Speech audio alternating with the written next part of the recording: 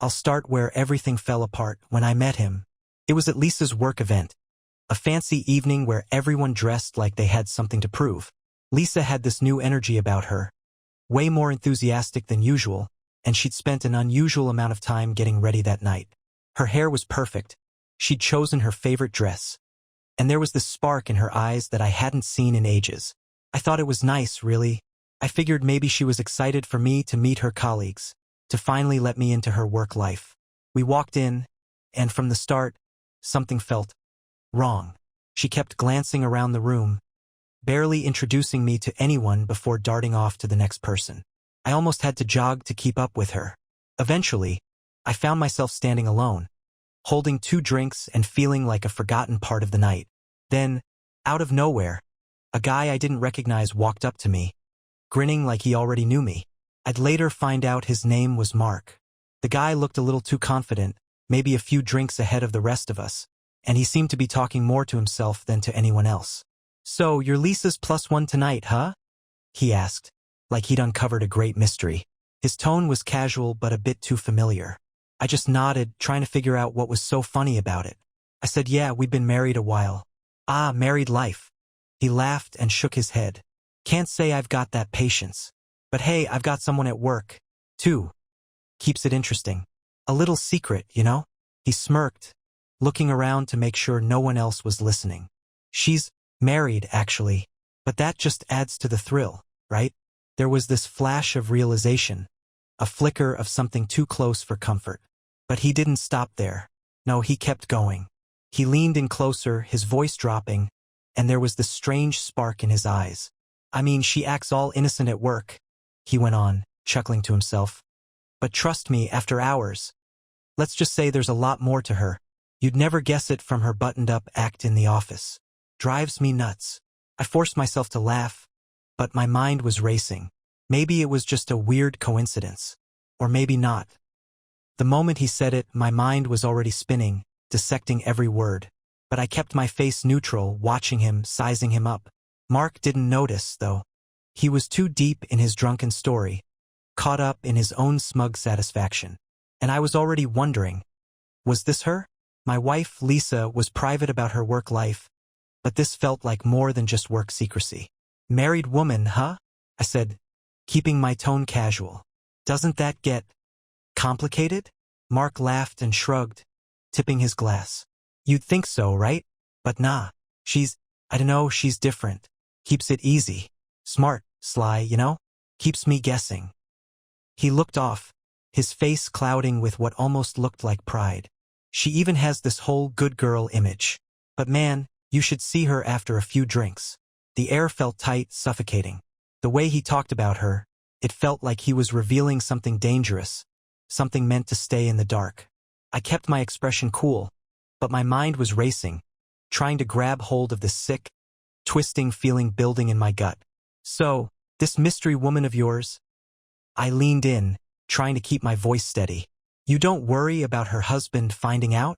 He laughed again, louder this time, like I'd made the best joke of the night. "Nah, man. She's got him wrapped around her finger. I don't think he even has a clue. She knows exactly what to say to keep him off her scent. Damn, she's good." He looked almost impressed, like he admired her ability to keep this double life going. I felt the world shift. My hands clenched around my glass as I forced myself to stay in the conversation, not giving anything away. If Mark saw a hint of suspicion, he'd sober up, start asking questions. So I stayed cool, nodding along, like I was fascinated with his story. But in my mind, every casual line he dropped painted a clearer picture. A picture I couldn't look away from, no matter how hard I tried. The private business trips, her sudden fascination with her appearance, those late nights where she claimed she was working. All of it flashed through my head in brutal detail. I was drowning in this new reality, but I kept my face calm, even as Mark turned back to the bar, satisfied with his drunken confession. He'd already moved on, chatting up someone else, leaving me there alone with his words cutting into me. I could barely breathe as I watched him blend back into the crowd, oblivious to the bomb he'd just dropped on me. My hands felt numb, still gripping my drink, but I couldn't even taste it anymore. My mind was already racing with 1,000 questions. Did he know it was Lisa? Or was this just some messed up coincidence? For the rest of the night, I stayed sharp, watching her every move. Lisa was busy laughing with her colleagues, that same spark in her eye, like she was in on some big secret. She'd look over and flash me a smile, all casual, but now that smile felt like it was hiding something. Each laugh, each glance had a different meaning now, and I couldn't stop analyzing every second of it. She drifted over to me after a while, slipping her arm around my waist and asking if I was having fun.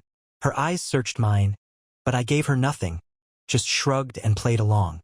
"Who's that guy, Mark?" I asked casually, tilting my head in his direction across the room. Lisa's face didn't even flinch. She just laughed lightly and rolled her eyes. "Oh, he's one of the marketing guys. Bit of a loudmouth after a few drinks. Isn't he?" She said it so effortlessly, so calmly, like he was no more than a random coworker. But I could see it, right there. A flash in her eyes, just for a second, something guarded.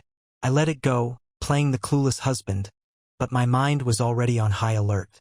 As the night went on, I noticed she'd disappear every now and then, off to grab another drink or catch up with a friend.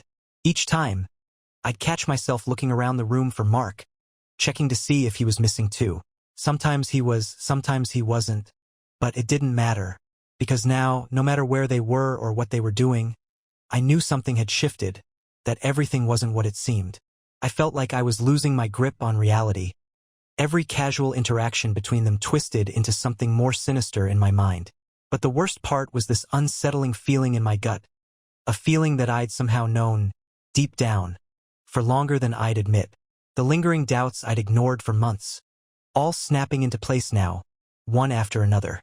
That night, on the way home, I could barely hold back. I wanted to confront her, demand answers, but I forced myself to wait. I needed proof. I couldn't risk her turning this on me, saying I was being paranoid. So I drove in silence, Lisa beside me, humming to herself like nothing was wrong, like we were still us. When we got home, she gave me a quick kiss on the cheek and wandered off to bed, but I stayed up, wide awake in the dark, my mind unraveling every detail, every piece of our life together, hunting for answers that felt like they'd been there all along. I barely slept that night. Every time I closed my eyes, I saw Mark's smug face, replayed his words, and heard that mocking laugh. The way he spoke about his married woman echoed in my head, over and over, like it was mocking me. By morning, I knew I couldn't just sit around and let this gnaw at me. I needed proof, something solid that would tell me if this was all in my head or if Lisa had actually crossed the line. The first thing I did was check her phone while she was in the shower. We'd always been open with our devices. She knew my passcode, and I knew hers. Or at least I thought I did. But when I entered it, it was wrong. 3 times. She changed it. I stared at the screen, feeling a cold dread settle over me. Lisa wasn't the type to change her password without a reason, and that was the first red flag I couldn't ignore. I heard the water shut off, and I barely had time to set her phone down before she walked back into the room, wrapped in a towel, humming like she hadn't a care in the world. She caught me looking at her phone, but instead of getting nervous, she just gave me this playful smirk. "Looking for something?" she teased, drying her hair. I forced a laugh, shrugging it off. "Just needed to check the time. Must have forgotten your new code." "Oh, did I change it?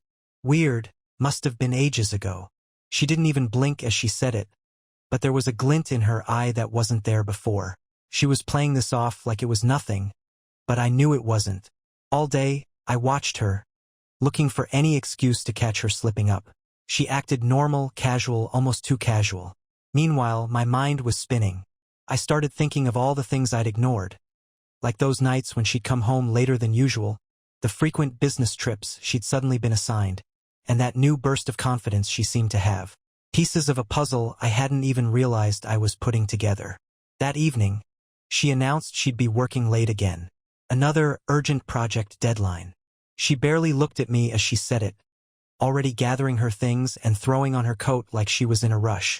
"Don't wait up," she said, flashing me a quick smile before heading out the door, and just like that, she was gone.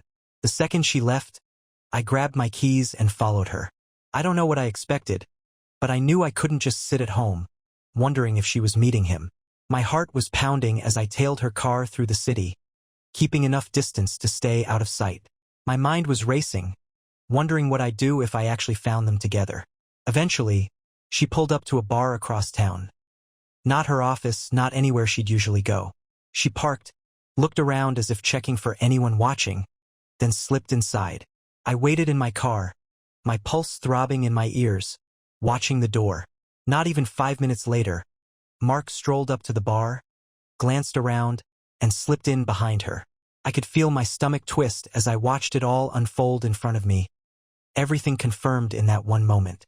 All those doubts, all those hints I'd brushed off, they all came crashing down on me at once. There was no mistaking it now that I sat there in the car, gripping the steering wheel so hard my knuckles turned white. I kept thinking maybe I'd gotten it wrong. Maybe it wasn't what it looked like. But I knew. Deep down, I knew. After about 20 minutes of wrestling with myself, I decided I couldn't just sit there waiting for them to come out together. I needed to see this for myself, face them if I had to. Heart pounding, I stepped out of the car, trying to steady my hands as I walked toward the bar. Inside, the place was dim, loud, packed with people unwinding from their day. I scanned the crowd, my eyes sweeping over each table, every corner, until I finally saw them. They were tucked into a booth at the far end, barely visible in the low light. She was leaning toward him, smiling, that same bright, lively smile she'd once saved for me. Mark was close to her, way too close, talking in a low voice, his hand resting on the back of the booth just inches from her shoulder. And then, as if it were nothing, she reached out, put her hand on his and laughed softly. My stomach dropped. There was no denying it now. The way she looked at him, like he was her whole world in that moment, was a look she hadn't given me in months. I felt my legs moving on their own, pulling me closer to their booth. A part of me wanted to yell, wanted to demand an explanation, make a scene. But something in me held back. Maybe it was the shock, or maybe it was the need to see how far they would go, how deep her betrayal actually ran. I stopped just close enough to hear them without being noticed. "Can you stay a little longer tonight?" she was saying, her voice soft, almost pleading. "I don't want to go home yet." He chuckled and took her hand, lacing his fingers through hers like it was the most natural thing in the world. "I've got all night for you, babe. You know that." They were so absorbed in each other that neither of them noticed me standing just a few feet away, frozen in place. I couldn't take my eyes off them, watching as she looked at him with a mix of excitement and affection that twisted the knife even deeper. It was one thing to suspect it, to imagine she was with someone else. But seeing it, right there in front of me, was like watching my entire life fall apart in slow motion. After a few minutes, they got up, laughing, and headed toward the door, still hand in hand. I backed up, ducking behind a corner as they passed by, her laughter echoing in my ears. She had no idea I was there. No idea her secret was out. I stayed there, in the dim light of that bar, watching them walk out together, as if they had no one else in the world to answer to. And at that moment, something inside me snapped that as I stood there in the bar, my mind raced with a cold, calculating clarity. It was strange. I'd expected to feel rage, maybe heartbreak. But instead, I felt calm, like everything had shifted into focus. And I knew exactly what I needed to do. I stepped outside, watching from a distance as they walked down the sidewalk, oblivious to me or to anyone around them. She was holding his arm, laughing freely, her head leaning close to his shoulder. The image burned into my memory, solidifying the betrayal. I knew I had to confront her, but it couldn't be here, not in some random bar where she could brush it off, pretend it was nothing, or worse, turn the blame on me. No, this confrontation would be on my terms. And I needed proof, undeniable evidence, something that would leave her no room for excuses, no chance to twist the story. I followed them at a safe distance, watching as they strolled into a quiet neighborhood a few blocks away. It felt surreal, like I was watching a scene from someone else's life. They stopped in front of an apartment building, laughing as they fumbled for the keys, then slipped inside. I stayed outside, noting the address, the apartment number they entered, every detail locked in my mind. This wasn't just a random affair. It was premeditated. She had a separate life here, a place they went together like they were a couple. I stood there for a few minutes, letting the reality of it sink in. She hadn't just crossed a line. She'd gone so far beyond it, built an entirely new world for herself, and left me in the dark. And I wasn't going to be kept in the dark anymore. That night, I went home cold and methodical. I started gathering everything I needed: bank statements, phone records, every scrap of information I could find to build my case. I couldn't let her see any signs of this when she came home, so I cleared all traces, placed everything back exactly as it was. But my heart pounded with each small discovery. Charges from hotels I'd never heard of, dinners she'd never mentioned, and little unexplained withdrawals that now made a chilling amount of sense. When she finally returned home later that night, her expression was the same: calm, innocent, her usual look of someone who'd had a late night at work. She greeted me with a tired smile, dropped her purse, and poured herself a glass of wine, not a hint of guilt in her eyes. She'd perfected the act, that much was clear. But I'd seen behind it now, and I knew the truth. I decided then that I wouldn't say a word just yet. I wanted to see how long she'd keep up this charade, how many lies she'd tell me with that same straight face. I'd gather everything, set my trap, and wait until she had nowhere left to hide. And when I finally confronted her, she'd have no way out. The days that followed were excruciating. Every morning, I'd watch her go through her usual routine as if nothing had changed. She'd wake up, kiss me on the cheek, and ask about my day's plans, all while spinning her own web of deceit, each day digging herself in deeper.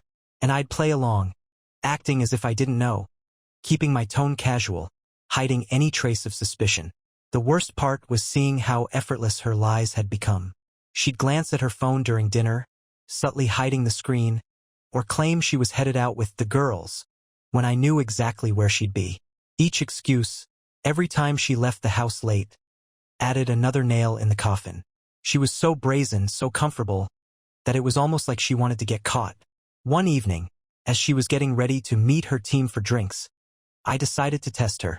She was in front of the mirror, carefully applying her makeup, her eyes focused, her expression steady, as if tonight was just another routine part of her life. "You're going out again?" I asked, casually leaning against the doorframe. "Didn't you just have a team meeting yesterday?" For a split second, I saw it, the flicker in her eyes, a tiny stumble in her composure. But she recovered fast, giving me a playful smile as she zipped up her dress. "Oh, you know how they are," she said with a casual wave. "It's all about team bonding these days. Mandatory fun." She laughed, and for a moment, I almost believed her, almost let myself get swept up in her little story. But I knew better now. Well, don't stay out too late," I said, watching her closely. "I thought maybe we could plan something together tomorrow night." She looked back at me in the mirror, her expression softening, as if she was considering it. "I'll try not to, but it might be a late night." Another lie, smooth as silk. She left soon after, her perfume lingering in the hallway, and I felt the anger simmer, controlled but fierce. I had been collecting all her lies, all her stories, lining them up in my mind like dominoes. I could see every way she had manipulated me, twisted my trust into her own advantage. And I knew exactly where she was going tonight. Back to that apartment with Mark, where she thought she was safe. Once she left, I grabbed my keys and followed her again. I didn't just want proof anymore. I wanted to see her face when she realized it was over, that I had been watching her unravel her own life, lie by lie. This time I didn't wait outside. I wanted to see everything, to be undeniable. I parked around the corner, walked up to the building, and waited until I saw the light in that familiar window flick on. With steady hands, I pulled out my phone, camera ready, documenting everything: the address, the time, the names on the buzzers, everything that would paint the truth in full color. Then, I did something that made my pulse race. I pressed record and walked up the stairs. When I reached their door, I stood there, listening to her laughter from inside, carefree, full of life. And then I knocked. The knock echoed down the hallway, loud and final. Inside, the laughter stopped abruptly, replaced by a tense silence. I stood there, heart pounding, waiting. Footsteps shuffled behind the door, and then it swung open. Lisa's face went pale the instant she saw me. Her mouth opened, but no words came out.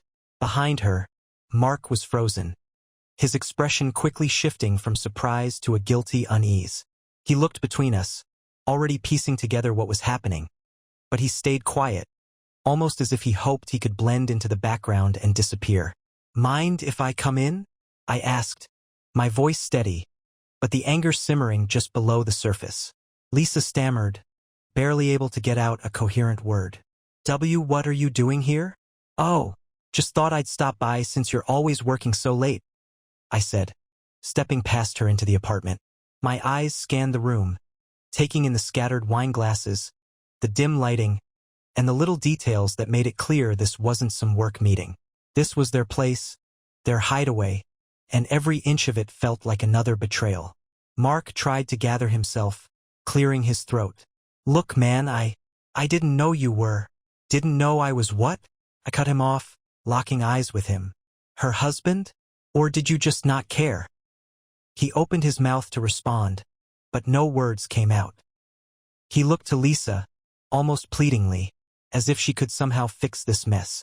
But Lisa was still staring at me, her face a mixture of shock and panic. "This is where you've been working late, huh?" I said, looking back at her. My voice shook a little despite my best efforts to stay calm. "This is why you've been sneaking around, lying to my face, making up all those excuses?" Lisa blinked rapidly, like she was trying to find a way out, but her silence spoke louder than any excuse she could have come up with. Finally, she managed to say, I can explain." "Oh, I'd love to hear it." I crossed my arms, watching her struggle, waiting for the pathetic defense she was about to deliver. She took a shaky breath, reaching out toward me, but I stepped back, and she let her hand drop. "It's just, things haven't been the same between us," she started, her voice trembling. "I felt distant and I didn't know how to talk to you about it. And then I met Mark and he listened. He made me feel." I laughed, a bitter, hollow sound that echoed in the room. "He listened? That's your excuse? You felt distant, so you decided to start sneaking around behind my back instead of talking to me? This is how you fix things." She looked down, unable to meet my eyes, but I wasn't done. I turned to Mark, who was standing there, fidgeting, still trying to make himself small. "And you," I said, my voice sharper, "you knew she was married. You knew exactly what you were doing, and you just didn't care, did you?" He swallowed, glancing between us. "Look, I didn't." "Save it," I snapped, cutting him off again. "You're both lying, selfish cowards. The two of you deserve each other." I turned back to Lisa, who was blinking back tears now, her face full of regret, but I wasn't buying it. Not after all the lies, all the nights I'd sat at home wondering where she was, all the trust she'd shattered without a second thought. "I want you to pack your things," I said, my voice cold, final. "I want you out of our home by tomorrow. I'm done." The words hung in the air, heavy and absolute. For a moment, neither of them said anything, stunned by the reality of what they'd lost in their selfishness. And as I turned to leave, I felt a strange, liberating calm settle over me. The truth was out, and I was finally free of her lies. That I walked out of that apartment without looking back, feeling a strange mix of devastation and relief. The truth was brutal, but at least it was out, laid bare for everyone to see. As I got into my car, I realized that, for the first time in weeks, I didn't feel the constant ache of suspicion. The lies, the doubts, the nights lying awake wondering where she was. They were over, and with that came a strange, hollow calm. When I got home, the silence was overwhelming. Our house, once filled with shared memories and quiet routines, now felt empty, as if she'd already vanished from it. Every little thing I looked at, the framed photos, the clothes in the closet, the mug she'd left on the counter, was tainted by her betrayal. I walked around, room to room, feeling like a stranger in my own life. Each item felt like a reminder of what I'd thought we had, the love I'd believed was real. I stayed up all night, my mind replaying everything, but this time it was different. I wasn't searching for answers. I was coming to terms with the truth, the small cracks I'd ignored over the years, the times I'd made excuses for her behavior. All of it made sense now. She'd been living a double life right in front of me, taking advantage of my trust, and I'd let her. In the morning, I finally felt the anger start to rise, a slow-burning fire that brought back a sense of control. I gathered all her things into boxes, anything that felt like her, anything that reminded me of her presence in the house. I worked silently, methodically, boxing up every trace of her as if I were clearing out a toxic presence. When I was done, I set the boxes by the door with a note on top. Pick up your things. We're finished. A few hours later, my phone buzzed. A text from Lisa. She wanted to talk, to explain, as if there was any explanation that could undo what I'd seen. I ignored it, then another message followed, and another. They shifted from apologetic to pleading, her words desperate, claiming she'd made a mistake, that she could change, that we could work this out. But every word only fueled the anger, reinforcing that she thought she could control the narrative, manipulate me just one more time. Around noon, she showed up at the door, eyes red, her face pale. She started talking before she even stepped inside, but I held up a hand, stopping her. Your things are there, I said, gesturing to the boxes. Take them and go. Please, just listen to me, she whispered, her voice cracking. It was a mistake. I don't even know what I was thinking. I still love you. You don't get to say that. I interrupted, my voice steady but cold. Love?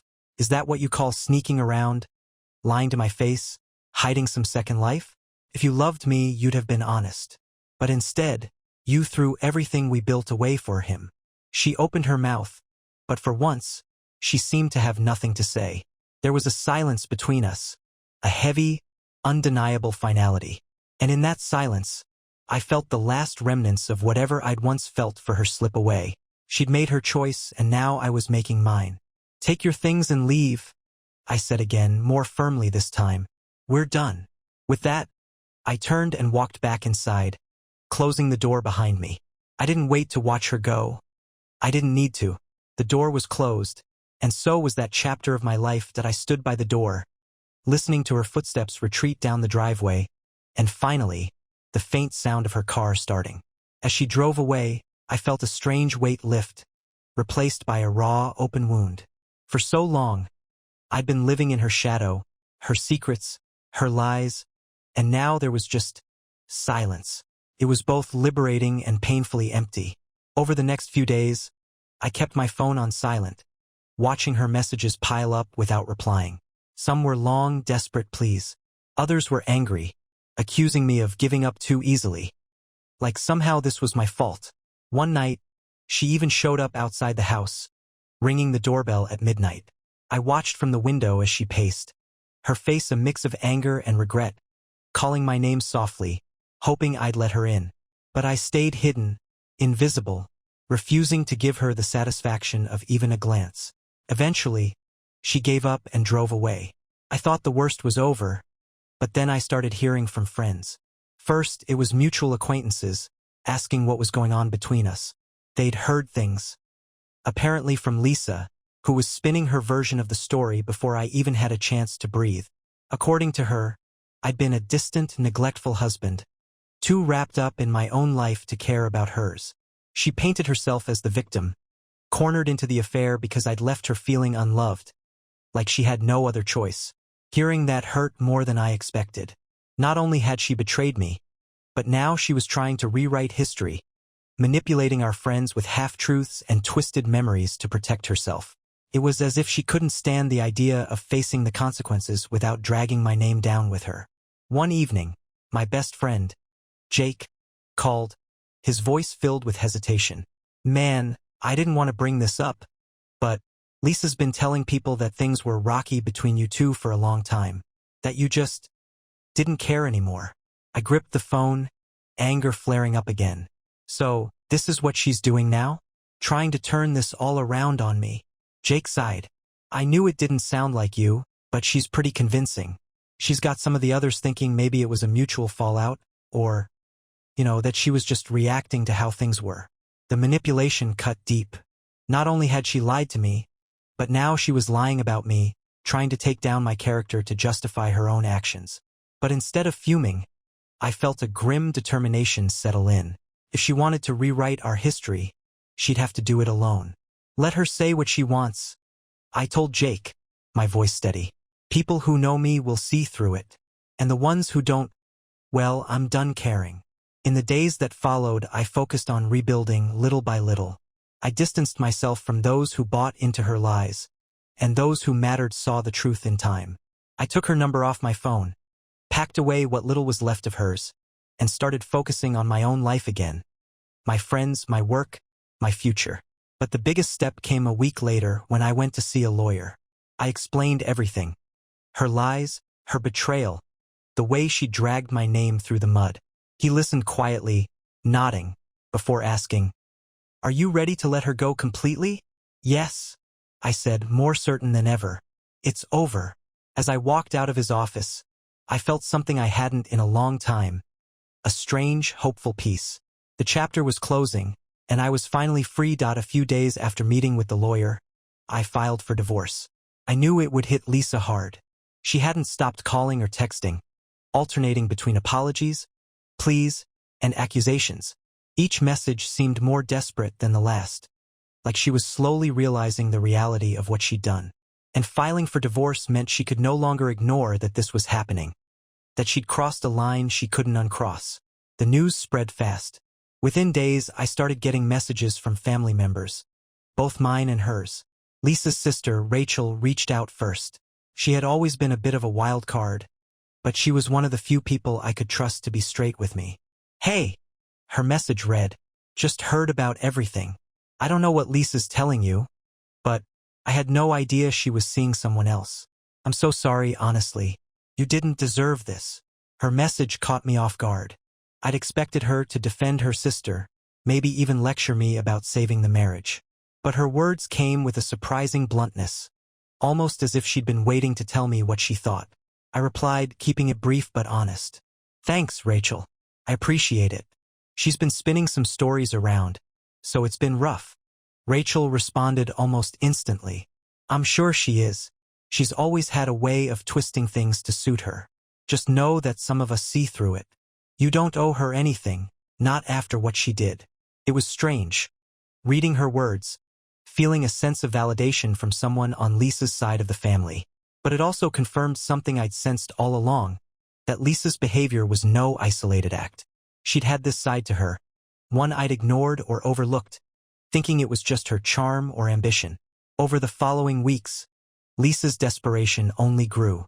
I blocked her number after she left a dozen voicemails in a single night, each one more frantic than the last. She'd apologize, then rage at me, accuse me of giving up too easily, claim she could change if I just give her one more chance. But it was too late. I was past the point of return, and nothing she said could undo the damage. But Lisa wasn't done yet. One evening, I returned home to find her standing on my front porch, waiting for me. I almost turned back, but I couldn't keep running forever. I took a deep breath, steadied myself, and approached. The second she saw me, she rushed over, her face a mix of anger and desperation. "Why are you doing this?" she demanded, her voice trembling. "We can fix this. I can fix this. You're just throwing everything away over one mistake." "One mistake." I shot back, my voice cold, steady. "One mistake is an accident, Lisa. What you did was a choice, a series of choices. You lied to me, you hid things, you built an entire life behind my back. And now that you're facing the consequences, you're trying to twist it all on me." She looked taken aback, like she hadn't expected me to be so blunt. But I'd held my silence long enough, and I was done letting her control the narrative. "Why couldn't you just talk to me?" I asked, the question slipping out, carrying the hurt I'd buried beneath the anger. "If you were unhappy, why not tell me instead of tearing us apart like this?" She opened her mouth, struggling for words, her face softening with something that almost looked like remorse. "I don't know," she whispered, looking away. I didn't want to lose you." "Well, you did," I replied, my voice low, final. "And that's on you." She started to say something else, but I held up my hand. "Lisa, it's done. There's nothing left to talk about. You need to move on." "I know I am." With that, I turned and walked inside, closing the door firmly behind me. I heard her footsteps retreat after a few moments, fading into the night. For the first time, I felt like I was standing on solid ground again. Her chapter in my life was finally closing, and the weight of it was finally lifting. I was free, truly free. After that last encounter, I didn't expect to hear from Lisa again. I'd set my boundaries, made my stance clear, and for the first time in weeks, I felt like I had my life back. The days started to feel normal again, quiet, but stable. I found new routines, even started seeing friends more, rebuilding parts of my life I hadn't realized I'd let slip away. Then, one evening, just as I was settling in with a book, there was a knock on my door. It was late, and I wasn't expecting anyone. My first thought was that Lisa had come back, ignoring every word I'd said. I sighed, bracing myself for yet another confrontation. But when I opened the door, I was met with an entirely different face. It was Mark. I stood there, stunned, for a few long seconds. He looked as rough as I felt. His hair unkempt, shadows under his eyes. He shifted nervously on my porch, clearly unsure how to start. I could feel the anger welling up immediately. The last person I wanted to see, the one person who had managed to destroy everything, was now standing on my doorstep as if he had something to say. "What the hell do you want?" I asked, keeping my voice low, controlled, but barely. He took a deep breath, his eyes avoiding mine. "I know I'm probably the last person you want to see right now, and I get that, but I needed to come here." He hesitated, glancing down at his hands. "I just wanted to tell you. I didn't know you. I didn't know who you were until that night. And if I'd known, I wouldn't have." "Oh, save it," I interrupted, shaking my head. "You didn't care. You both knew exactly what you were doing. So why are you here now?" Mark winced, looking almost guilty. He ran a hand through his hair, then met my gaze. "Because I owe you an apology. I know that doesn't mean anything now, but I messed up. And Lisa," he trailed off as if he couldn't finish the thought. "Lisa lied to me too. She told me things about you that made me think it was okay, that you were checked out, that you didn't care. She made it sound like the marriage was over, that she was just waiting for the right time to end things." I scoffed, crossing my arms. "So that's your excuse? You were just waiting for your chance?" "No, it's not an excuse," he said quickly, looking down. I guess I wanted you to know the whole picture. She told me she'd leave you, that you were practically out of her life already. I thought I was, filling a void. It's pathetic, I know." I felt a mix of emotions. Anger, bitterness, even a twisted sort of relief. So she'd lied to him, too. Created her own little fantasy world where everyone was disposable. But I wasn't about to let him off the hook that easily. "Whether she lied to you or not doesn't change what you did," I said sharply. "You still went along with it. You saw a married woman, and instead of walking away, you jumped in without a second thought. That's on you, Mark." He nodded, taking the rebuke without argument. "I know, and I'll live with that." He looked up at me, his expression almost pleading. "I'm sorry, all right? I needed to say it in person. I don't expect forgiveness, but I wanted to own up to it." For a moment we stood there, both of us locked in the same wreckage Lisa had created, each of us left with a different cut from the same blade. I wanted to hate him, to shove him off my porch and out of my life for good. But, looking at him, I saw something that struck me. He was just another fool who'd been caught in her web, another pawn she'd used to get what she wanted. He was guilty, yes, but he was also broken, and that, in some strange way, made me feel a little less alone. "Fine," I said, stepping back. "You've said your piece. Now leave and let's both move on." He nodded slowly, looking as if a weight had lifted from his shoulders. "Thanks, and I really am sorry. For all of it." I closed the door and leaned against it, letting out a long, steadying breath. For the first time, I realized that Lisa hadn't just betrayed me. She deceived everyone in her life, leaving a path of destruction wherever she went. I was finally free of her games, and somehow, knowing I wasn't the only one who'd been misled, manipulated, it eased some of the sting. Mark left that night, and I knew I'd probably never see him again. I was finally ready to let go of the anger and start rebuilding, piece by piece, a life that was fully my own. After Mark's visit, something shifted in me. I felt a strange sense of closure. The betrayal, the lies, the anger. All of it had reached its peak and was starting to dissolve, leaving something clearer, something simpler behind. I was done. Done with her lies, done with the questions, done with looking back. I could finally start looking forward. Over the next few weeks, I threw myself into rebuilding a life that had nothing to do with Lisa. I reached out to friends I hadn't seen in months, even years, friends I drifted away from while trying to keep up with her hectic, chaotic lifestyle. I poured energy into my work, picked up old hobbies that had gathered dust, and spent more time with family. I even started going to the gym again, pushing myself in ways that reminded me of who I was before she'd come into my life and turned it upside down. At first, there were small, unexpected pangs. Moments where I'd reach for my phone, almost instinctively, to tell her something, or glance at the empty side of the bed and feel a rush of loneliness. But over time, the feelings started to fade. Each day, I felt myself growing stronger, more confident, slowly regaining the person I'd been before her deceit had clouded everything. Then one afternoon, as I was sorting through some old boxes in the attic, I found a photo album from our early days together. There we were, grinning at each other, hands locked, faces full of excitement and promise. I stared at those photos for a long time, studying the details. I realized that I didn't recognize those people anymore. The man in those photos was naive, too trusting, blindly optimistic.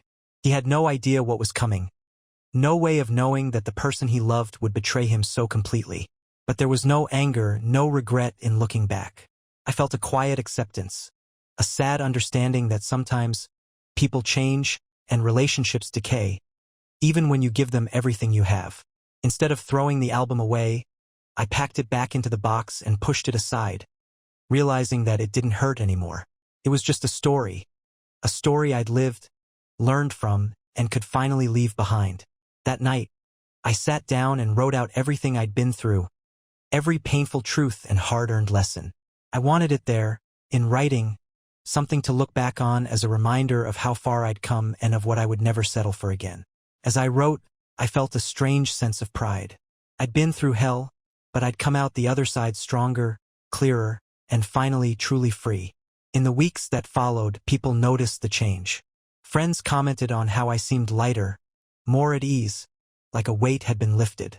I'd smile, nod, and let them in on the truth. I'd found peace. The anger and hurt no longer defined me. I was finally my own person again. And for the first time in years, I felt ready.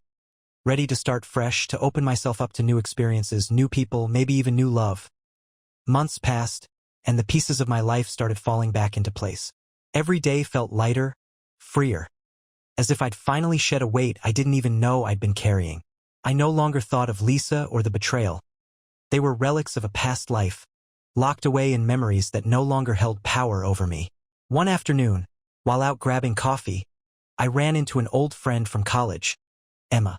We hadn't seen each other in years, but talking to her felt natural, like no time had passed at all. She'd heard about the divorce through mutual friends, and for a moment, I felt a familiar awkwardness, that lingering reminder of everything I'd been through. But Emma had a way of making it easy, focusing on where I was now, on the future rather than the past. By the time we'd finished our coffee, I realized I was genuinely enjoying myself, laughing in a way I hadn't in what felt like ages. That day turned into a series of easy, casual meetups.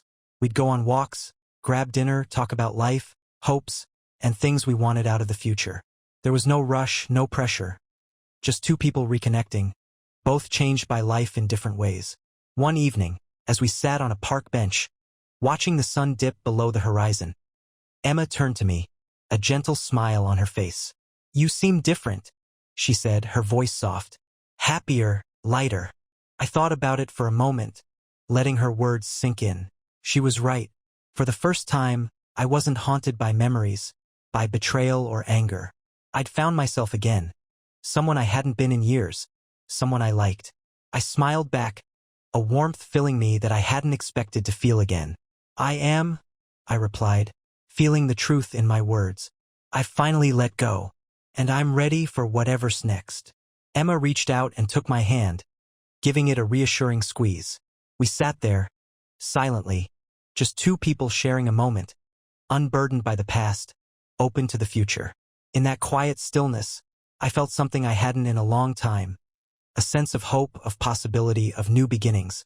I didn't know where things would go with Emma, or even if it would turn into something more, but I knew one thing for sure. I was no longer defined by my past. I was free, ready to step forward, and whatever came next, I was finally ready to embrace it.